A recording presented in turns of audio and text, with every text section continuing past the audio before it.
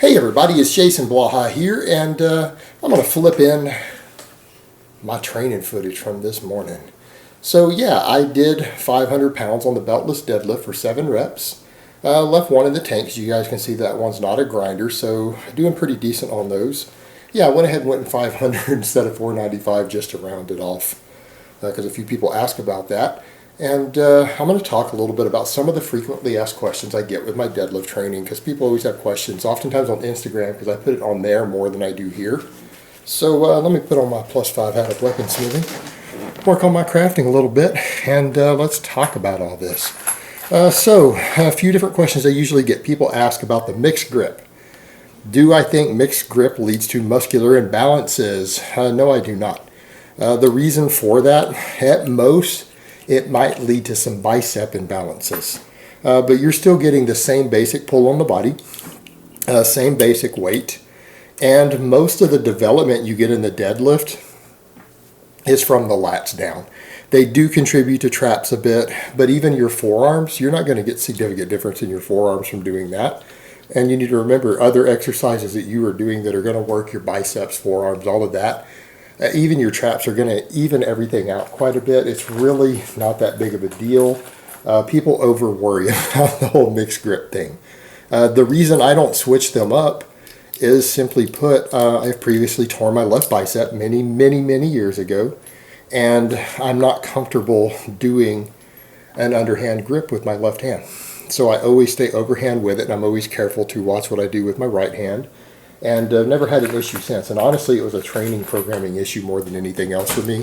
People who talk about, oh, you can't overtrain or get overuse injuries. Well, tell that to anyone who snapped a tendon off the bone because of overuse and then come back and tell me that shit's not real. Yeah, that is the reality of it. It was me being young and in my 20s and being stupid and thinking I was indestructible and that I could just push a little more, do a little more volume when stuff started to hurt. To just keep going and not deload, because I was invincible. Sometimes drugs will make you think that you're invincible, by the way. That's usually the case. That's actually why people get so many injuries oftentimes on drugs sometimes. Isn't that the drugs weaken anything. It's oftentimes the case of their egos get inflated when they're in the gym and training and they start thinking they're indestructible. Start thinking that you can't overtrain. You start thinking that you can't injure yourself because of the ego and the aggression of the drugs. Oftentimes the case.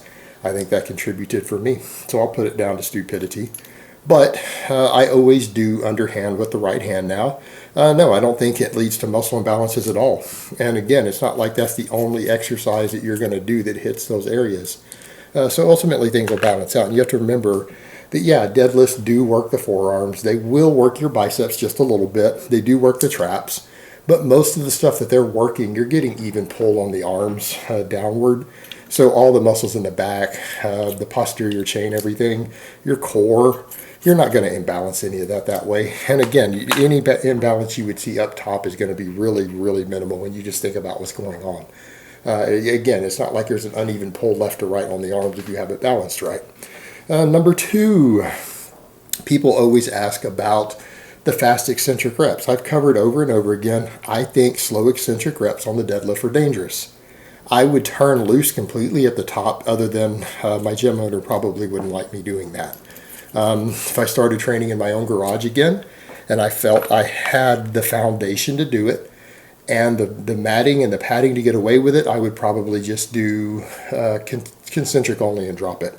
I tend to do most of my exercises, if I can do them purely explosively, I do. So a lot of my training does revolve around the deadlift, the Pendlay row, the push press, body weight exercises, and that's pretty much most of what I do other than a few curls and things and face pulls. So yeah, I'm big on explosive concentrics and exercises like the deadlift. I don't believe in doing eccentric reps. People who want to argue that's necessary for size, well, gee guys, because I totally need a lot bigger back and ass. And you guys can see from the training video, my ass and my back are really lagging compared to the rest of my body, right? If only I could bring those up to match my enormous biceps and delts. So I'm joking there, by the way, for those who don't get that. So you guys kind of see the problem there. It's not like I do other exercises for most of those body parts. I do pen lay rows. I haven't been doing chin-ups again lately. I do pen lay rows, which you guys can also see. I'll flip some of those in here also. I don't control the eccentric on those either. Again, my back isn't exactly lacking from what I do. So again, the argument is that a lot of people think that you need eccentric reps. Eccentric reps have never been required to gain muscle. They are one tool in your toolbox. They're not necessary. Plenty of athletes have built large amounts of muscle mass and huge amounts of power without doing concentric reps or without doing eccentric reps. And what you need to remember, if you do concentric reps, you get better at concentrics. And if you do eccentric reps, you get better at eccentric reps. That's just the nature of exercises. It's specificity of training. That's how it works. Nothing special there. But as far as them being dangerous on the deadlift, I feel that they're dangerous on deadlifts. I don't recommend that people do slow controlled eccentrics on the deadlift. I also don't recommend touch and go. As far as the touch and go goes, you guys see I don't do that either. I do full weight resets. The reason I do full weight resets is that I want to be more explosive. You could argue all day long about workload and tension and everything else regarding touch and go off the bottom. Well, I can do more total reps. Yeah, but you're doing more total reps because you're bouncing it off the bottom. If you're having to do a full reset each time, you're having to train for power. You're having to train for more muscle fiber recruitment because the explosiveness out of the bottom of the deadlift requires an enormous amount of motor units and muscle fibers to be turned on.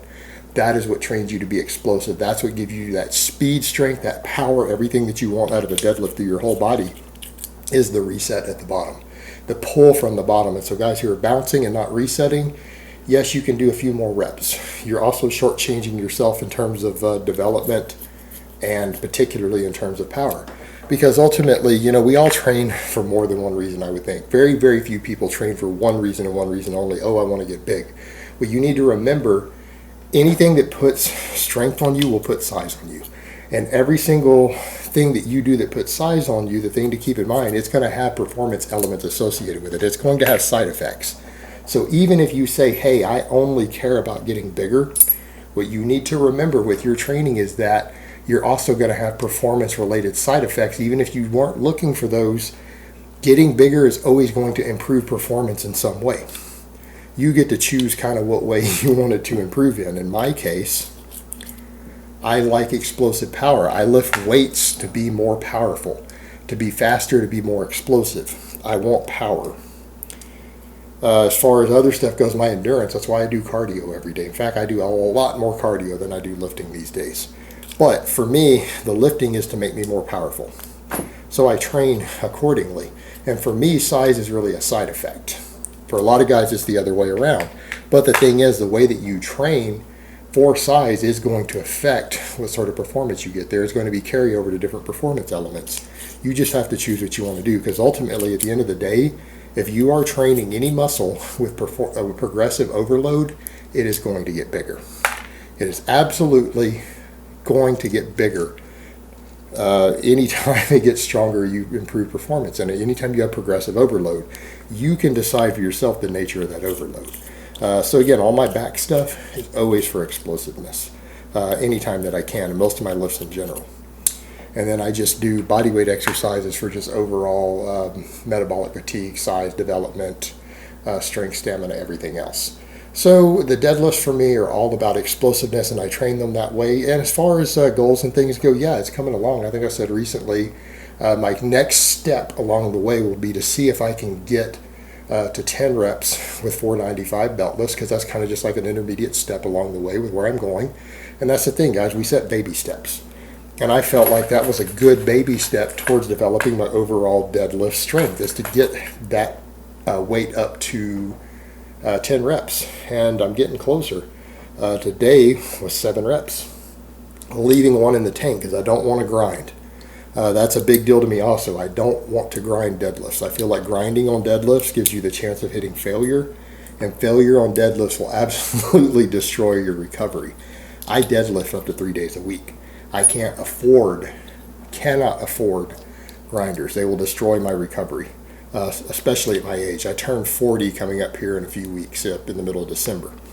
So I have to think about those things a little more, and definitely can't afford grinders at this point or missed reps. it would just really derail my training overall.